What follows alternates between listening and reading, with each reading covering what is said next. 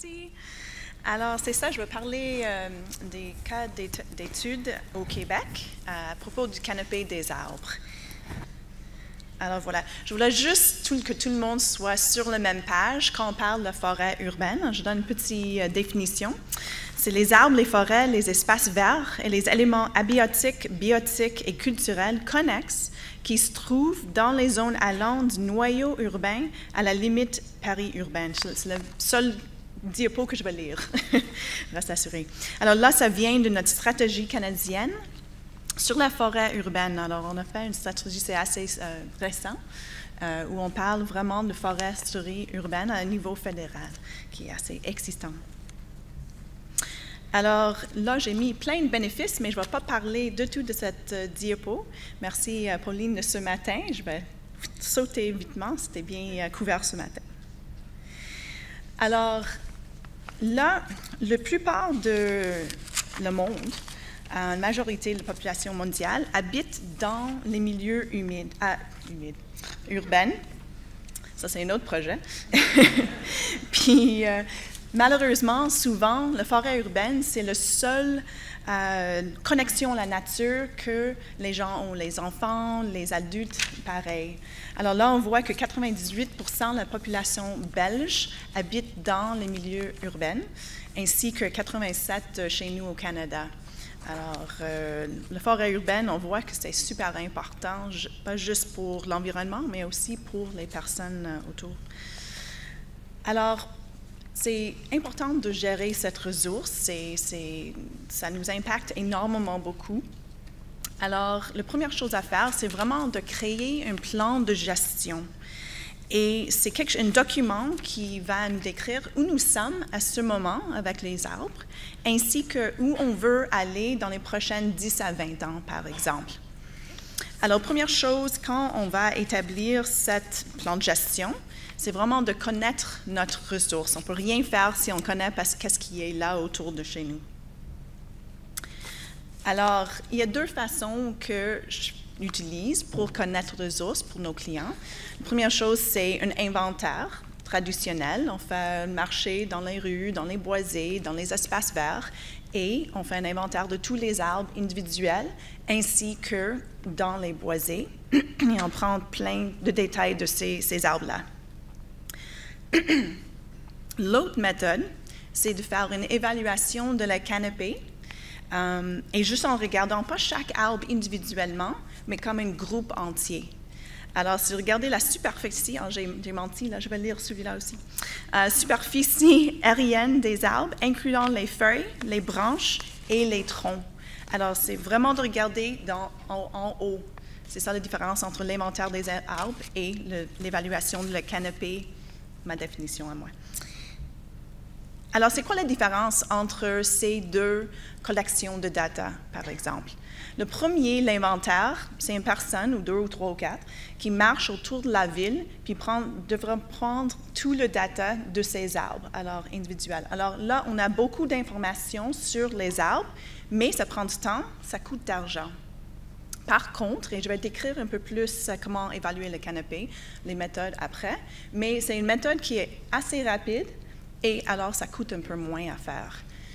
Différence encore, c'est que si on fait un inventaire, la plupart du temps, c'est juste les inventaires des arbres publics. C'est difficile de frapper sur chaque porte pour rentrer dans le cour arrière et faire l'inventaire des arbres privés. Il y a quelques villes chez nous qui font ça, mais ça prend énormément beaucoup de temps. Alors, et il y a des citoyens qui ne veulent pas qu'on entre chez eux non plus. Si on fait l'évaluation de canopée, par contre, c'est par en haut. Il n'y a pas de différence entre les arbres publics ou privés. Alors, on a l'ensemble de notre ressource de forêt. Comme je dis, c'est les arbres individuels pour l'inventaire. Par contre, c'est vraiment la population d'arbres pour le canopée. Alors, comment est-ce qu'on peut faire cette évaluation de canopée? Il y a deux façons. Et la façon qu'on a utilisée, ça fait 30 ans, c'est vraiment de prendre les photos aériennes, regarder et faire une analyse arbre par arbre avec un logiciel, par exemple, comme le ArcGIS, et on fait tracer chaque arbre, chaque cime d'arbre couronne, un par un, à la main avec le logiciel. Ça prend du temps et c'est fatigant pour les yeux, je vais dire. Alors, il y a des sources d'erreurs avec cette méthode-là, parce que, un, on peut juste être fatigué et on ne voit plus les arbres sur l'écran. Et deuxièmement, si jamais il y a comme une petite arbre à côté d'un plus grand arbre ou à côté d'un bâtiment, par exemple, il y a les ombres qui sont produites sur les photos aériennes par le soleil. Alors, si l'arbre est juste à côté d'un bâtiment, on ne va pas le voir parce que ça va être couvert par l'ombre du bâtiment. Alors, ça, c'est une autre source d'erreur. Ça se peut qu'on va manquer quelques arbres.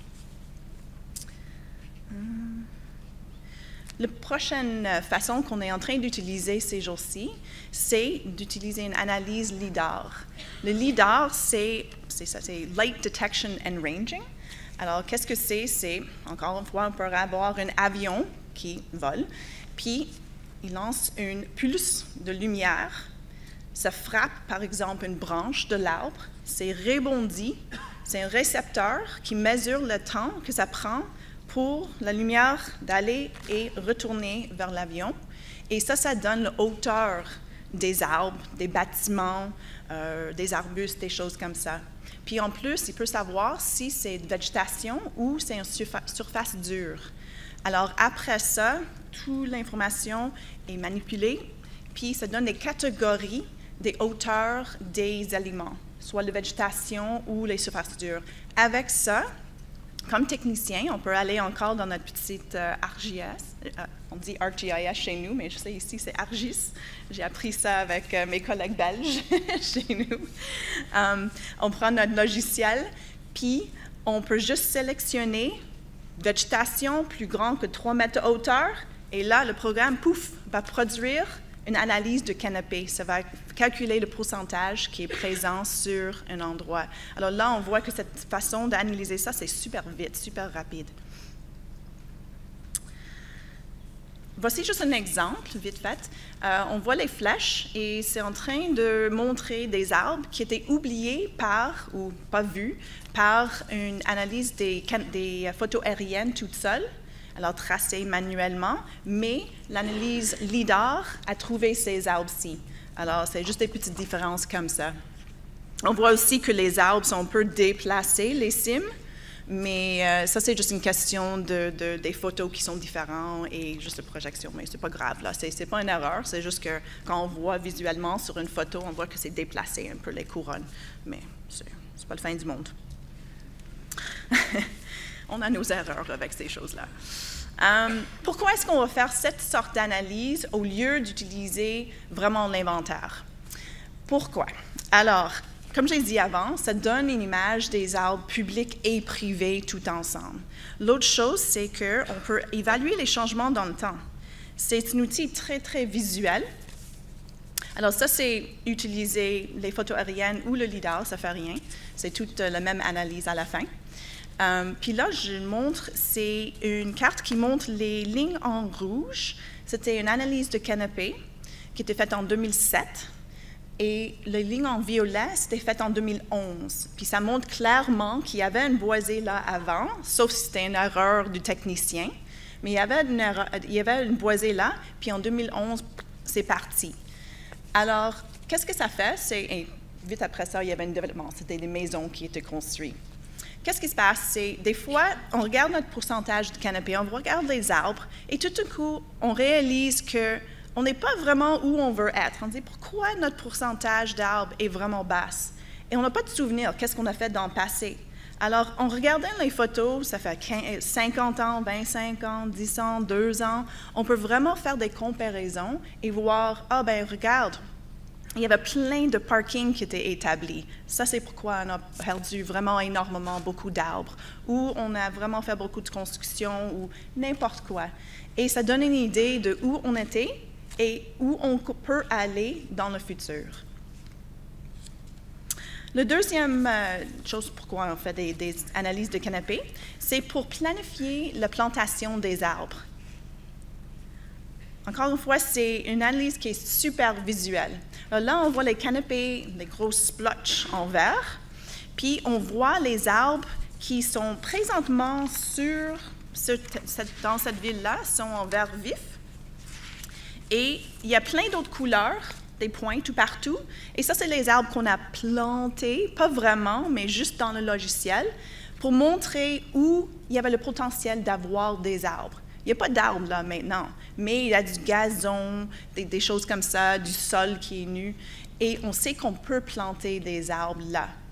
Là, on voit qu'il y a énormément beaucoup, mais ils sont quand même espacés assez pour qu'ils peuvent atteindre leur taille de maturité. Ils ne sont pas coincés une à l'autre, parce que je suis d'accord avec Paul que les arbres ont besoin de place. On ne veut pas les mettre coincés une à côté de l'autre.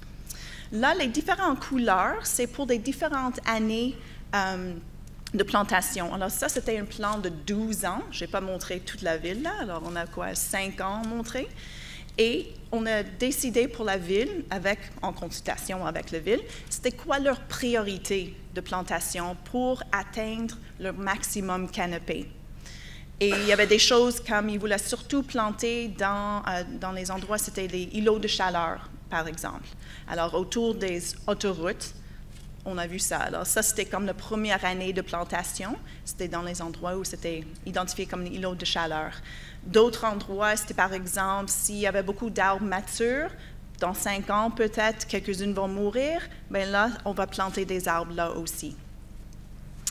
Oui. La dernière chose, c'est plein d'autres façons d'utiliser les canopées, mais ça, c'est juste 3 que j'ai choisis. C'était pour prioriser l'allocation des ressources financières. Et là, c'est une autre façon de regarder la même ville qu'avant. Cette fois-ci, j'ai juste montré le canopé avec l'utilisation du sol. Puis, on peut mettre les arbres présents dessus si on veut. Mais même en regardant ça, on peut voir, par exemple, si les zones commerciales ou industrielles ou institutionnelles ou résidentielles, est-ce qu'il y a une zone qui a vraiment beaucoup moins d'arbres qu'on pense qu'il peut avoir? Et là, peut-être c'est la priorité de dépenser un peu d'argent dans ces zones-là. Une autre façon, c'est aussi, on peut regarder le canopé privé versus public et voir comment on peut peut-être éduquer le public un peu de planter les arbres chez eux. Si le public a vraiment beaucoup d'arbres et les privés, on dit « Ouh, il y a beaucoup de place dans les cours arrière », peut-être on peut faire un programme d'éducation aussi et faire vraiment apporter les citoyens avec le public, avec les villes. Alors, la raison pourquoi on fait tellement beaucoup de plans de gestion ces jours-ci, surtout dans les dernières 10 ans à peu près, c'est à cause de cette petite insecte-là. Ça n'a pas l'air très petite là, mais c'est pas grand. Et c'est la grille du frêne. C'est un insecte qui est venu chez nous, au Canada, en 2002, et c'est en train de tuer tous nos frênes. Et la raison pourquoi c'est super important pour nous, c'est que cette arbre, tous les freins, l'arbre, ça représente autour de 15% des fois 20% de notre population d'arbres. À côté des rues, dans les cours en arrière, et ainsi dans nos forêts naturelles. C'est un arbre indigène chez nous et ça pousse énormément bien chez nous. Alors ça, c'est pourquoi on a un bon pourcentage de cet arbre-là. Et on est en train de le perdre. Alors ça, c'est pourquoi, comme je dis, beaucoup des villes sont en train de faire ces plans de gestion et surtout faire des inventaires, des analyses de canopée et tout ça. Alors, les symptômes de cet insecte, ça c'est la raison pourquoi on n'a pas vu, surtout juste quand l'insecte est venu, on pensait que l'insecte était déjà là 10 ans avant qu'on a identifié.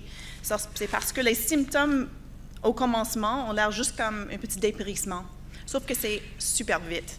On voit ici qu'en août, l'arbre a un petit jaunissement des feuillages et 2 mois plus tard, il y a un dépérissement. L'année prochaine, l'arbre est mort. Alors, c'est super vite. Les signes de la grille, et ça, c'est ce qui est en train de tuer l'arbre, c'est qu'il y a le petit insecte ça, c'est ce qu'on voit normalement parce que c'est au niveau des yeux. Il fait un petit trou dans l'écorce et c'est en forme de dé. Et en arrière de ça, on voit des tunnels qui sont dans le cambium de l'arbre. Et ça, c'est ce qui tue l'arbre, enfin, c'est le larve, parce que ça coupe, ça fait un nanolage, enfin, ça coupe la communication de l'arbre des racines à la cime. Alors ça, c'est ce qui tue l'arbre vraiment. Il ne reçoit pas des nutriments ou l'eau en haut. Alors, quand on voit des symptômes, des signes, je m'excuse, comme ça, on sait que l'arbre est mort. Alors, dans nos plans de gestion, souvent les villes veulent une méthode de contrôler cet insecte. Avant que les villes étaient au courant qu'il y avait la grille chez eux, ils savaient que c'était autour, mais avant qu'ils savaient que c'était vraiment chez eux, ils faisaient un programme de dépistage. Et ça fait partie du programme de SLAM, c'est Slow Ash Mortality. Le programme, ce n'était pas pour éliminer l'insecte nécessairement, c'était vraiment de le contrôler, de le ralentir l'infestation pour qu'ils pouvaient implémenter un programme de plantation, de remplacer les arbres et après ça, de couper la majorité des frênes qui étaient matures. Garder quelques-unes, mais surtout, vraiment, ils ont le plan de plus en plus de couper les arbres matures. Alors, au premier, c'était, comme je dis, le problème de dépistage pour regarder est-ce que l'insecte était dans cette communauté. C'était de mettre des pièges, ainsi de regarder des branches sélectionnées et voir s'il y avait des tunnels. Dès qu'il y avait l'identification, et même avant l'identification, ils ont fait le traitement des arbres, des frênes, avec un triazine. Alors, c'est un biopesticide, c'est basé sur, c'est fait des graines de l'arbre de Nîmes, c'est avec cette huile-là. Et c'est vraiment, on voit avec la photo que c'est des injections dans le tronc qui se fait chaque 1 ou 2 ans, et ça protège l'arbre pour 1 ou 2 ans, alors contre l'insecte. Et aussi, ça affaiblit l'insecte pour que ça ne peut pas propager. Après de protéger les arbres, comme j'ai dit, c'était un gros programme de plantation des arbres de remplacement. Et la troisième étape, c'est vraiment de l'abattage de tous les arbres infestés. Et ça, plusieurs communautés chez nous, c'est les arbres publics ainsi que les arbres privés. Les citoyens privés avaient besoin de aussi abattre les arbres quand ils ont trouvé qu'ils étaient infestés avec cet insecte-là. Alors, c'est vraiment un partenariat entre le public et le privé pour travailler sur ce problème ici. Alors, encore une fois, comme j'ai mentionné avant, avec le programme de gestion, c'est vraiment un inventaire qui a besoin pour celui-ci. Pas un inventaire de tous les arbres, mais juste les frênes pour savoir où ils étaient et pour avoir un suivi de ces arbres, de quelle taille qu'ils faisaient et s'il y avait beaucoup ou pas beaucoup dans une certaine communauté. Alors là, c'est une ville qui était assez chanceuse d'avoir un inventaire de tous ces arbres, ainsi que les frênes. On voit les frênes en rouge et on voit bien où les frênes étaient concentrés. Alors, pour nous, c'était facile à voir où ils avaient besoin de faire leur première année de plantation, par exemple, ou deuxième, parce que c'était vraiment autour des endroits qui avaient beaucoup de frênes.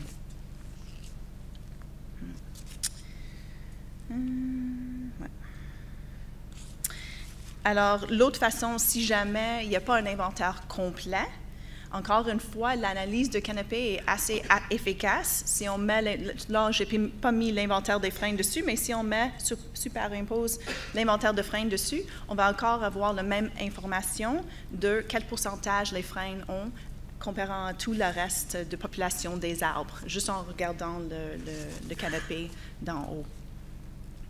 Et aussi, ici, on peut faire, encore une fois, une priorité avec certaines utilisations du sol, par exemple. Et même aussi, division entre arbres privés et publics, si on veut. Alors, avec on va retourner à le plan de gestion, et surtout un plan de gestion avec des frênes. Là, on connaît les ressources. On a fait une évaluation de canopée, l'inventaire si besoin. Et là, maintenant, c'est une question de quel pourcentage de canopée est-ce qu'il y a à atteindre? Il y a des gens qui ont jeté des chiffres tout partout, on devrait avoir 30% de canopée, on devrait avoir 40% de canopée. Je veux dire que c'est assez difficile de donner un chiffre particulier parce que les villes se varient énormément. Il y a des villes que c'est principalement résidentiel. c'est des villes qui sont principalement commerciales et ce n'est pas la même utilisation du sol de tout et ce n'est pas la même place de tout. Alors, pour moi, c'est vraiment cet petit exercice de planter les arbres potentiels. Ça peut nous donner une meilleure idée de qu'est-ce qui peut être supporté dans votre ville particulière. Et ça peut vous diriger vers le pourcentage de canopée qui est approprié pour votre ville. Et là, vous pouvez aussi décider de détruire quelques parkings. Dire, oh non, c'est vraiment pas assez, on doit faire plus. Bien, on peut commencer à détruire certains endroits et recréer des endroits qui peuvent être plantés avec des arbres. Ce n'est pas hors de question. Alors, dès qu'on a le pourcentage de canopée à atteindre, à ce point-là, c'est de regarder les zones de priorité. Et avec ça, c'est vraiment de faire une consultation avec les citoyens pour qu'ils soient sur la même page et aussi de voir c'est quoi leurs idées aussi. Parce que, comme on sait, les arbres ne terminent pas aux limites publiques. Ils continuent dans les privés. Alors, leur participation et tout ça dans ces programmes, c'est énormément important. La dernière chose, et ça, c'est pas le plus important, mais assez important, c'est que quand on va écrire le plan de gestion, et n'importe quel plan surtout, c'est vraiment d'avoir des objectifs fixes et aussi des dates pour atteindre ces objectifs. Parce qu'on a vu tellement beaucoup, qui n'a pas vu, des plans qu'on les lise, une page à l'autre, les 30 pages, et on met sur une étagère. Mais si on a vraiment des dates fixes pour atteindre les objectifs, là, et on coche, on atteint, OK, on le coche, on va au suivant, là, c'est un document qui est plus utilisable. Alors, c'est sûr que, bon, c'est presque sûr, ça ne va pas être rendu sur l'étagère. Alors, c'est tout pour moi. Je vous remercie beaucoup.